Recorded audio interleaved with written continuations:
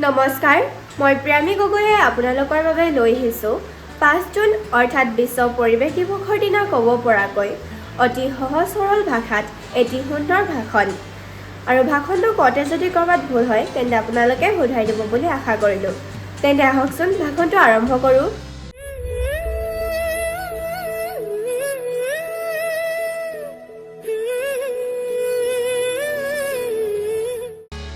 সন্মানীয় আজি সভাৰ সভাপতি মহোদয়, সভাত সমবেত শিক্ষক শিক্ষয়িত্ৰীসকল, মোৰ মৰমৰ ভাইটি ভণ্টি, দাদা বাইদেউ আৰু বন্ধু বান্ধৱীসকল।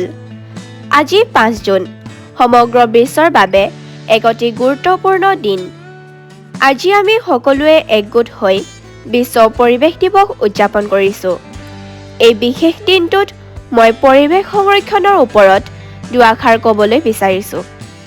পৰিৱেশ বুলিলে আমাৰ চাৰিওফালে থকা বায়ু, পানী, মাটি, গছ-গছনি আৰু জীৱ-জন্তুক বুজায়। প্ৰকৃতিয়েই হৈছে আমাৰ জীৱন ধাৰণৰ মূল আধাৰ। ই আমাক জীয়াই থাকিবলৈ বিশুদ্ধ বায়ু, খোৱা পানী আৰু খাদ্য প্ৰদান কৰে। কিন্তু আজিৰ আধুনিকতা আৰু উন্নয়নৰ নামত আমি প্ৰকৃতিক যিদৰে ধ্বংস কৰি আছোঁ, সেয়া অত্যন্ত চিন্তনীয় বিষয়। মানুহৰ স্বাৰ্থপৰতাৰ বাবে আজি বিশ্বত প্ৰদূষণ বৃদ্ধি পাইছে, অৰণ্য ধ্বংস হৈছে আৰু গোলকীয় উষ্ণতা ভয়ংকৰভাৱে বৃদ্ধি পাইছে। আমাৰ ৰাজ্য অসমো ইয়াৰ ব্যতিক্ৰম নহয়। অসমৰ চহকী জৈৱ বৈচিত্ৰ্য আৰু সেউজীয়া পৰিৱেশ ৰক্ষা কৰাটো আমাৰ সকলোৰে দায়িত্ব।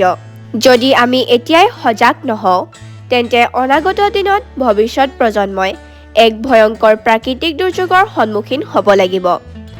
গতিকে আজিৰ এই পবিত্ৰ দিনটোত আমি সকলোৱে মিলি কিছুমান সৰু সৰু পদক্ষেপ গ্ৰহণ কৰিবলৈ পণ কৰোঁ আহক।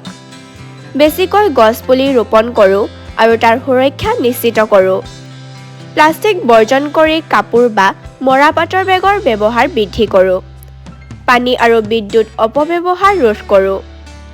আমাৰ চৌপাশ সদায় পৰিষ্কাৰ আৰু সেউজীয়া কৰি ৰাখোঁ। আমাৰ এখন মাত্ৰ পৃথিৱী আছে আৰু ইয়াক বাসযোগী কৰি ৰখাটো আমাৰ সকলোৰে নৈতিক কৰ্তব্য।